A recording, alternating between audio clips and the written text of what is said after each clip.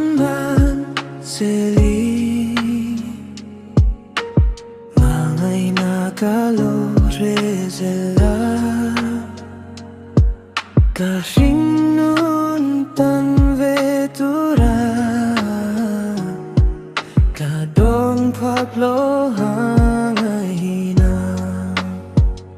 Kanggil ngay lo chon lizan biatu min lan zang ka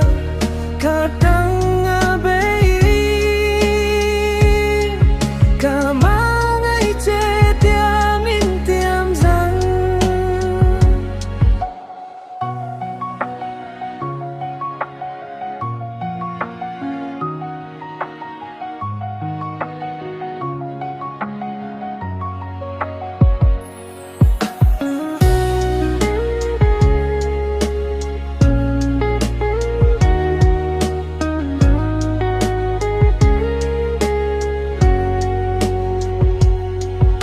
Kaduhay sa mitling zongay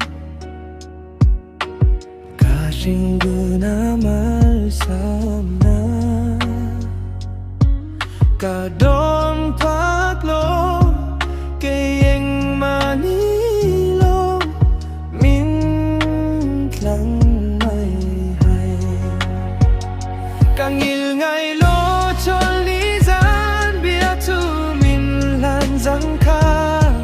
kadang abay kamangay che tiam in tiam zang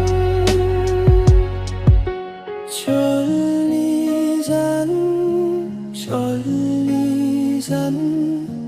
rilu hale bay don chang po